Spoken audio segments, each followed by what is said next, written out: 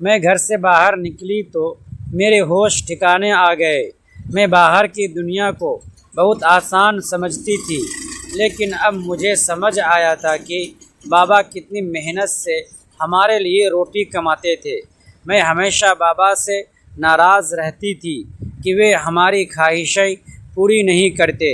मेरी नाराज़गी पर बाबा का क्या करते? मेरी नाराज़गी पर बाबा का चेहरा उतर जाता। वे प्यार से मुझे पुकार कर कहते, मधु बेटी, तू फिक्र मत कर, एक दिन तेरे भाग्य भी जाग उठेंगे। लेकिन मुझे वह दिन अपनी किस्मत में आता नज़र नहीं आता था। दोस्तों, बहुत ही रोमांचक कहानी है, पूरा सुनिएगा ज़रूर। दोस्तों, वीडियो में आगे बढ़ने से पहले एक छोटा सा रिक्वेस्ट है कि वीडियो को लाइक और हमारे चैनल को सब्सक्राइब ज़रूर कीजिएगा और प्यारा सा कमेंट भी ज़रूर कर दीजिएगा। दोस्तों, चलते हैं आज की कहानी की तरफ। फिर एक रात बाबा नींद में ही इस दुनिया से चले गए और जब सुबह हमें पता चला कि बाबा अब हमारे बीच नहीं रहे, तब एहसास हुआ कि वे हमारे लिए कितने बड़े सहारे थे। जब तक वे हमारे सिर पर थे, कम से कम दुनिया की बुरी नज़रों और रोटी जैसी बुनियादी ज़रूरतों से तो हम महफूज थे। बाबा के निधन के कुछ दिनों तक पड़ोसियों और रिश्तेदारों ने हमारी मदद की, लेकिन धीरे धीरे सब अपनी ज़िंदगी में व्यस्त हो गए। आज के दौर में कौन किसी का पेट पाल सकता है? मजबूरन मुझे नौकरी की तलाश में घर से निकलना पड़ा और तभी मुझे समझ आया कि औरतों के लिए बाहर की दुनिया कितनी मुश्किल है।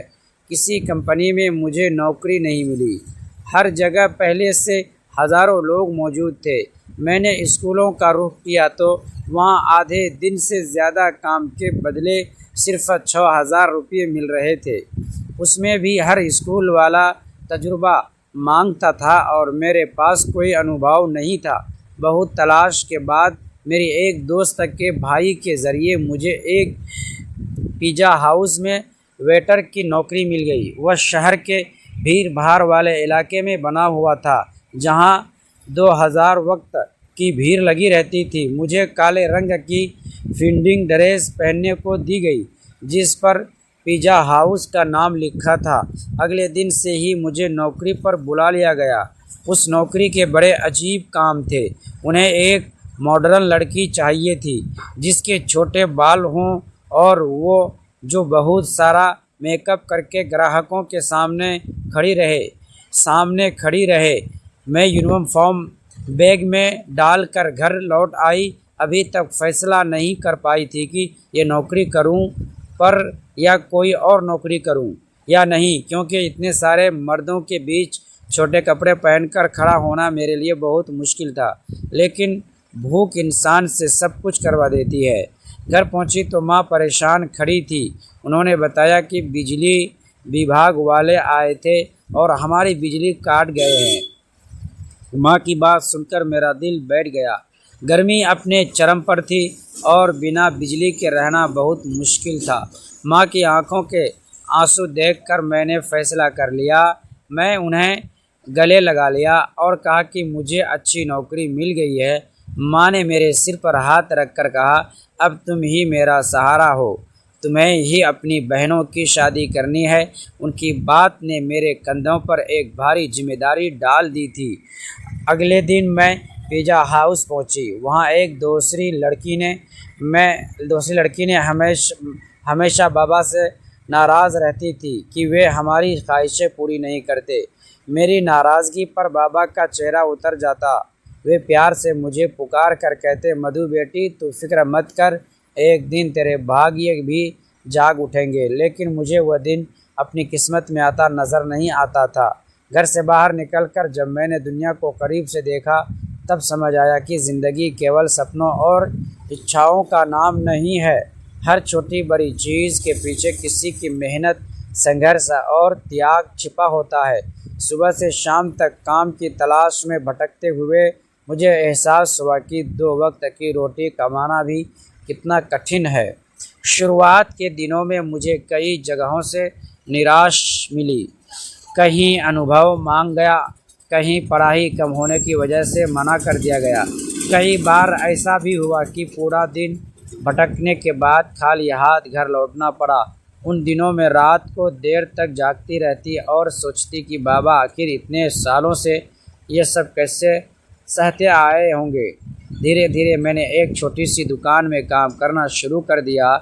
तनख्वाह बहुत कम थी, लेकिन मेरे लिए वो किसी खजाने से कम नहीं थी। जब महीने के अंत में मुझे पहली बार मेहनत की कमाई मिली तो मेरी आंखें भर आई। उस दिन मैं सीधे घर पहुंची और अपनी पहली तनख्वाह बाबा के हाथों में रख दी। बाबा कुछ पल तक नोटों को देखते रहे, फिर उनकी आंखों में आंसू आ गए।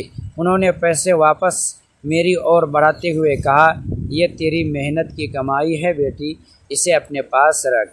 लेकिन मैंने उनका हाथ पकड़ लिया और कहा, नहीं बाबा, आज मुझे समझ आया है कि अब आपने हमारे लिए कितनी मेहनत की है। ये पैसे आपके हैं। उस दिन पहली बार मुझे लगा कि मैं सचमुच बड़ी हो गई हूँ। समय बीतता गया, मैं पहले से अधिक मेहनत करने लगी। काम के साथ साथ मैंने अपनी पढ़ाई भी जारी रखी। दिन में नौकरी और रात में पढ़ाई आसान नहीं थी, लेकिन अब मेरे भीतर कुछ बदल चुका था। मैं हालात को सामने के बजाय उन्हें बदलने की कोशिश कर रही थी। कई सालों की मेहनत के बाद मुझे एक अच्छी नौकरी मिल गई। घर की आर्थिक स्थिति धीरे धीरे सुधरने लगी। माँ के चेहरे पर चिंता की जगह सुकून दिखाई देने लगा और बाबा पहले की तुलना में कम काम करने लगे। एक शाम जब हम सब साथ बैठे थे, बाबा मुस्कुराते हुए बोले, याद है मधु, मैं कहता था कि एक दिन तेरे भाग्य जाग उठेंगे। मैं हंस पड़ी। अब मुझे समझ आया गया था कि भाग्य अपने आप नहीं जागता, उसे जगाने के लिए मेहनत, धैर्य और विश्वास की ज़रूरत होती है। उस रात मैं देर तक छत पर बैठी आसमान को देखती रही। मुझे लगा जैसे मेरी ज़िंदगी का सबसे बड़ा सबक यही था कि मुश्किलें इंसान को तोड़ने नहीं बल्कि उसे मजबूत बनाने आती हैं। अगर हम हार न मानो तो वही संघर्ष एक दिन हमारी सबसे बड़ी ताकत बन जाता है। और शायद उसी दिन मैंने महसूस किया कि बाबा सही कहते थे, अच्छे दिन अचानक नहीं आते, उन्हें अपनी मेहनत से बनाना पड़ता है। तभी उनकी असली कीमत समझ में आती है। दोस्तों, ऐसी ही कहानी सुनने के लिए प्लीज़ हमारे चैनल को सब्सक्राइब ज़रूर कीजिएगा और वीडियो को लाइक भी ज़रूर कर दीजिएगा। शुक्रिया।